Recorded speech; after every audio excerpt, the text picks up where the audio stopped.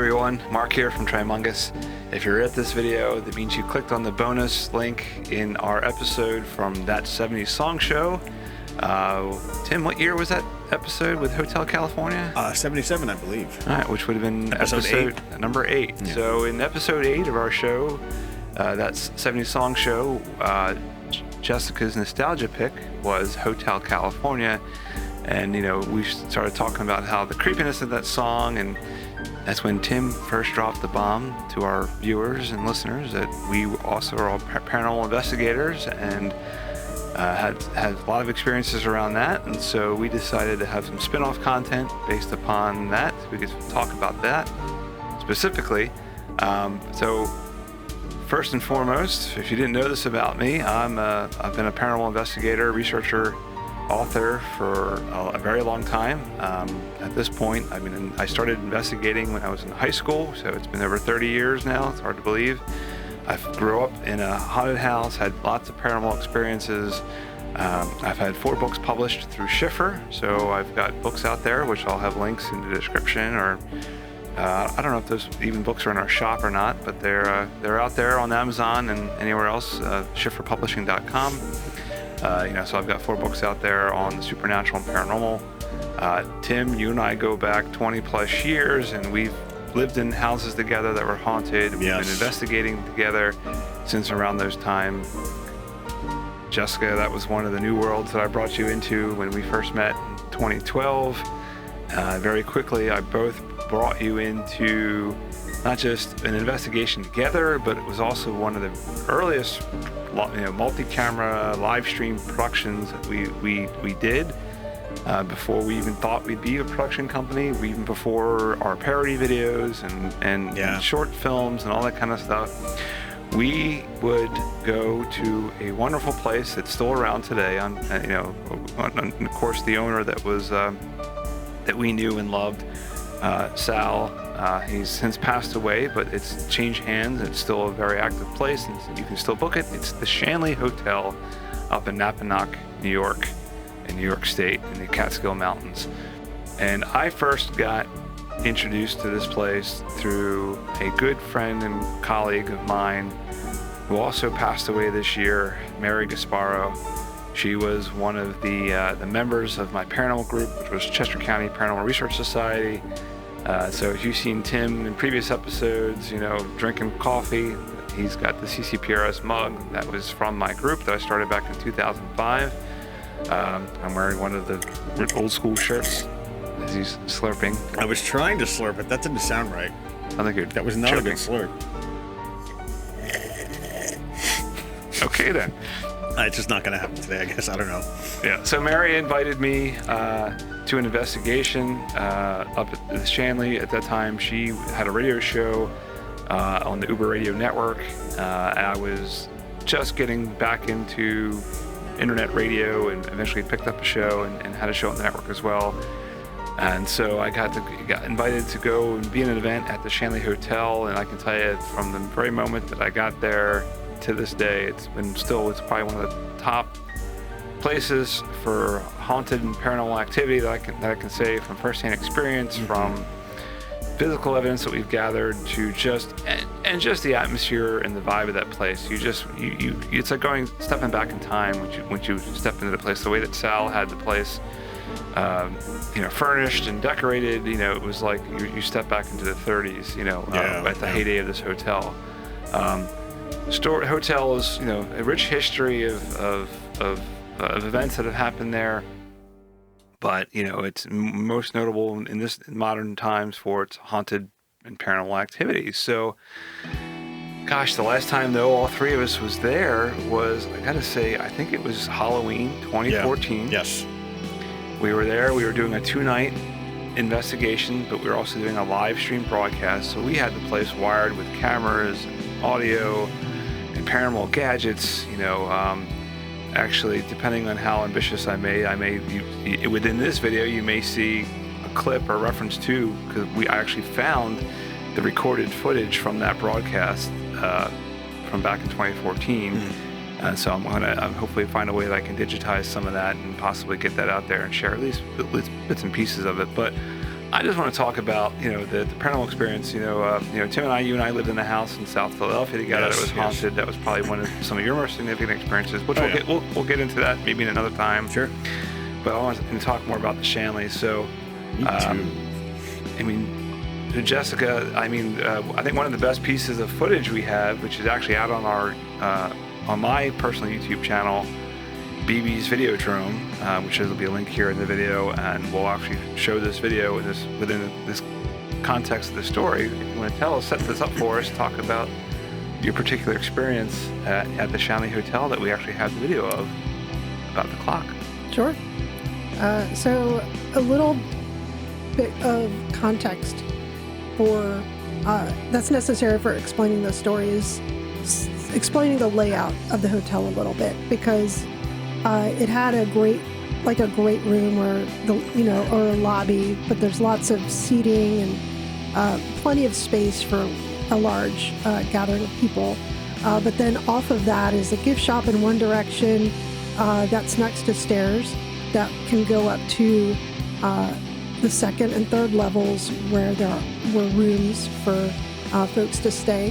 But off the other side of that large room was another a kind of attached building that had, on the first level, was like another space. Kind of like a large hotel room with like 5 beds in it. Yeah, so they called that the gentleman's quarters. Right. Okay. There was a gentleman's quarters area, so there was a large room with multiple beds, and then upstairs they called it a bordello, where halfway up the stairs there was a place for the madam to sit to control, who went all the way upstairs, where you would find a central room, kind of like a little waiting room with 3 bedrooms that were connected to that. So if you're sitting in the waiting room, you can kind of, see in all 3 of the different bedrooms. So we were about to start a new rotation. So it typically happened, we'd have a group of people that would go to different areas of the hotel, and there are different things that were likely to happen in different areas. So the 3rd floor, where there were regular rooms where people could stay, was well known to be, have high activity. Then there's stuff in the gentleman's quarters, stuff in the bordello. So I was up in the bordello prepping the camera in terms of where I'm gonna stand and collect footage, and I'm connected to Mark via audio through an earpiece, but there's no one else up there but me, and I'm just kind of waiting for the next rotation, so the next group to come in, because the groups would go around different locations and have those EVP sessions or do whatever experiments they wanted to. So I was getting ready for a rotation to come to the bordello. So I had the camera all set up. I was ready to just kind of hit record when the break was over and people filed in. However, as I was standing there waiting, stone still, I heard this kind of sound from in the room. Yeah. I was like, oh, that's weird. So I just looked around the room and I noticed a grandmother clock was just kind of sitting up on the wall. So I walked over to it and noticed that it wasn't running. It had incorrect time. There was a pendulum that was not moving, but it looked like kind of an antique that may have those physical chimes. So knowing that there was no one else in the room, I was a little surprised by the fact that this made a sound and it wasn't running. So, in the spirit of paranormal investigation, I just had the video camera and I turned it on and I said out loud, is somebody here? Go ahead and do that again, because this time I'm recording on camera and I'll catch it. So, as if on cue, again.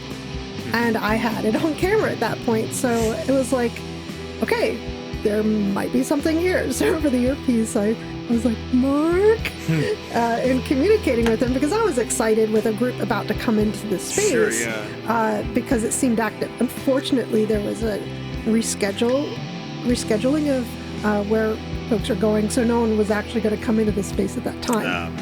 Yeah, the way we had that place wired was we had cables running to all these locations where when you both took turns being the camera person for the rotation, you had to go into that location and then hook into the wiring so I could get the live feed.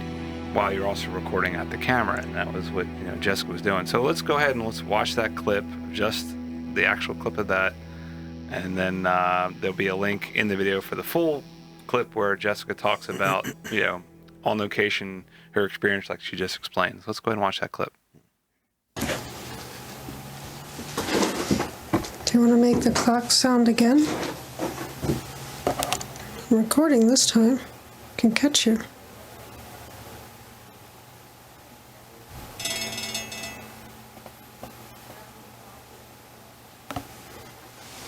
Great clip.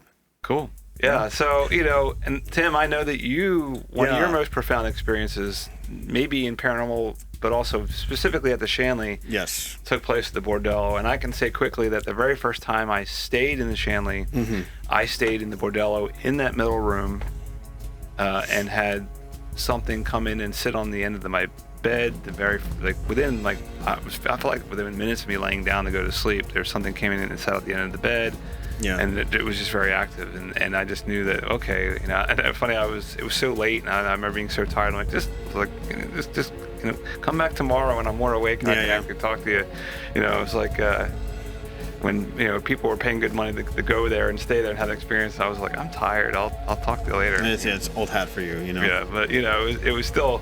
Again, and I know, so tell me about your experience. Yeah, I'll do a couple of quick points, and then I'll get to the meat of the story. First of all, I think Shanley is where I met you, Jessica. I think it's the first time I met you was at Shanley Hotel, if I'm correct. So I don't know if I came here first, or if I went to Shanley first. I think we may have picked you up, and but that was the first place. Yeah, because I didn't know anything about socially. You. Yeah, and then we had a great conversation where I was like, "Oh, Jessica's pretty cool," So the short stories. First of all, I want to piggyback on the story you're talking about because it's important for people to understand that as paranormal investigators, we are debunkers. Our job is to try to figure out what other way these things can happen other than just saying, "Oh, it's a ghost." So I also had the clock experience. I didn't film it, unfortunately, but it had to be a year or two later, and I was like, "That's what she's talking about." And so I went up to the clock.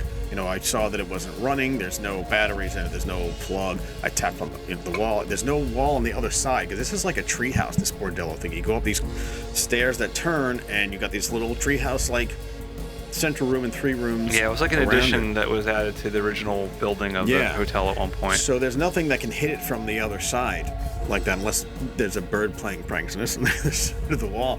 But yeah, so I tried to make that sound happen again, and I couldn't make it happen. And I was like, oh, that's pretty weird. But there were also little things like, remember we were standing by the coffee bar once, and we heard like a and we both because we both stepped away at the same time, thinking one of us must have kicked something, and we're looking around, and there was this like plastic broom thing with a like a dustpan thing that opens and closes. Right. And so we're moving things, and I got to that, and I went drink, and I was like, that's the sound we just heard. We were standing right there. There was nobody there with us, so it just sounded as if somebody grabbed a thing and moved it like that. I believe somebody was playing pranks in that kitchen area, because there was also a time when we heard a loud bang, like somebody slapped their hand on the table, and nobody was in that area. We're looking around to see if something fell, and there was nobody. Right. So these are small potatoes. I do remember footsteps when we were doing one of our shows.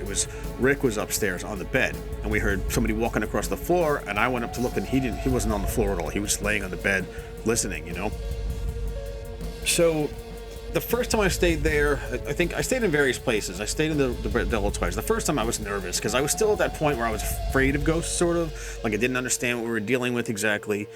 I didn't have quite the experiences you did. Nothing really happened that particular night, but on Halloween in 2014 was one of the 3 most significant paranormal stories that I have. I always say I have 3 stories to tell, and this is one of those stories. So we did our usual thing. We had a live investigation. We had our guests. We had a couple there named Mike and Dolly. Do you remember Mike and Dolly? He was this bald guy. They were Latin American bald guy. He was very gung-ho. This is their anniversary/birthday thing, and he loved this stuff. But she apparently was bored out of her mind and didn't believe in ghosts at all. So we didn't know any of this the night before. So they were sleeping in the room off on the left when you come up the stairs in the Bordello. Yeah. I was in the central room, and we had a woman named Elaine who was a medium in the room on the right here. So after the live investigation, we shut everything down. It's midnight. We decided we're going to go do our own after-hours investigation. So, it's like from till 2 in the morning or so, we were upstairs doing our own thing. Once that was over, I went to bed at 2:30 in the central room. Now, it's important to know that there are no doors. They're just curtains. Yeah, there's just curtains hanging up. So, there's no real, you can't lock your door. There's no sound barrier of the door. So, I go to bed, and I'm by myself, and the first thing I notice is that I don't know what this was. This might have been real, this might have not. I heard what sounded like a drilling sound coming from far away. But for a long time, it's 2:30, 3:30 in the morning, and I'm just like, what the hell factory is out there making this sound? And it really bugged the crap out of me. So after like an hour of this, the sound stopped. I'm like, phew, finally. And then immediately, this was exactly 3:35. I couldn't believe this. I hear a woman positively sobbing her eyes out behind the wall of my room. Okay, so when you walk in the room, you come into the doorway, the bed's on the left. There's windows to the left of the bed. Okay. When you look forward, there is a wall that used to have a passageway because there is a catwalk that goes behind that room to the room next to it. But that wall has been plastered over, there's wallpaper on it, and in the other room, the door has been nailed shut. So there's no way into that catwalk. But I slowly sat up, because I'd never heard anything like this before. And I clearly hear this woman crying her eyes out. And so I'm thinking, okay, let's think logically here. There's a woman in each of the rooms next to me, could be one of them. So I figure, it sounds exactly like it's coming from the wall. There's no room on the other side, just the catwalk. So I leave the room, poke my head out, and I can hear into the other rooms. Mike is snoring, and Dolly's not making any sound. Elaine, I didn't know at the time she was asleep with her headphones on, but there's no noise coming from her room. The sound is coming strictly from the wall behind where the catwalk should be. And there were things I wish that I had done now, like maybe try to communicate, or I didn't think to pick up my phone and record because I was so stunned. And I just sat there on the edge of the bed listening. She went on and on for 4 straight minutes. And in a situation like that, it's not like people think, oh, it's just bump in the night stuff. When you talk about ghosts, they say, houses creak. No. I listened to a woman cry her eyes out behind my bedroom wall for 4 minutes straight. And it felt like an hour. And I'm sitting there going, I can't believe this is still happening, Eventually, she stopped, and I had different feelings. It was freaky, it was exciting, but it was freaky, and I kind of felt bad for this crying woman. I was like, what was she crying about? Who was she? It sounded terrible. So eventually, I laid back down, but I left my light on. I was like, I'm sleeping with the lights on tonight. At some point, I think it was just after 4 a.m., I had to go to the bathroom. I don't know what the hell I ate, but I had to go to the bathroom downstairs. You go right down the stairs, and there's a bathroom across the door. So I'm in there for however long. Finish up, I come back up. No sooner do I lay my head on the pillow when I clearly hear a man and a woman talking right next to my bed. I can't remember what they were saying, but I heard this piece of conversation between the two. They were standing right in my room, and again I sit up and I got the light on, so I can see my entire room. Everybody else is asleep in the other rooms. There's nobody there, and I try to think to myself, all right, the owners of the hotel know us. We're there to investigate. We're not paying customers. I don't know if you had to pay a fee to do this or not, but no. It was an event that Mary and I co-sponsored, right. So to help them we're basically the whole purpose of our event and live stream was to help promote and and bring attention to the place, and and everyone that was there, like Mike and Dolly, and they were all paying customers. They were that paying were there. customers, yeah. So the point is that they're not trying to fool us. We have the run of the place. We know how it works. If we want to investigate, we can go behind the walls if we want, or wherever it's available. The catwalk is not available. Because I'm trying to think, was there a speaker implanted somewhere? But it didn't sound like, what it feels like when someone's in the room with you. It was very real. And to this day, I think to myself, how would they have fooled us? But it doesn't make sense. They wouldn't do that because they're not getting money from us. They know we're here for that reason, and because we can go and solve it. That's our job, is to try to solve the problem. So, logically, it didn't make sense that it was a trick. So now I'm sitting up and I'm hearing these people talking, and right after that, I hear what sounds like multiple people running around the room, that central room, in boots, whispering, going, hey, like this and stuff like that. So all this noise all of a sudden. And I poked my head out and I went, hey, and nobody was there. Nobody was there. I wanted so badly to wake up Mike and Dolly or Elaine and ask if they heard any of that, but I was like, no, let them sleep. So, that was the end of that night for me. So the next morning, we come downstairs, everybody's awake. Elaine mentions that she slept with the headphones on, and Dolly. So I'm talking to Dolly, and she tells me that before I even came upstairs, this is about 1:30 in the morning, they both heard people running around the room, stomping around with boots. He was like, it's like people, because they thought it was me. You know, it's like, no. I was like, I wasn't up there for 2 hours. And they said, no, we heard people running around, stopping their boots. At one point, they said that someone sat on the bed and started pulling the blankets off. And Dolly, who was a staunch non-believer, she was terrified at first. And, you know, she wanted to leave. And he's like, no, it's fine. Don't worry about it. So she just, I admire this too. She decided that, she's like, you know what? Okay, obviously it's real. Like, she decided this, and this was a smart woman. She was no dummy. She was like, okay, I guess this is real. I'm just going to deal with it. And that was very brave of her. And so the next morning, her whole attitude changed from where she was. And just listening to her, I totally believe that she was extremely skeptical before, but just like, it was such a great testimony. I'm like, this is why I do this, because not that I need people to believe in ghosts, but it's kind of like when you hear people, it's tough, I know, because if you haven't had that experience, or if, you know, logically you'll say that ghosts don't make sense until you have the kind of experience, you're not going to believe it. You know, and so I don't talk about it to everybody, because there are some people who just, it's factual to them. There's no such thing as ghosts. And I say, I'm not going to tell you there is. I'm just going to say that's not a fact, you know.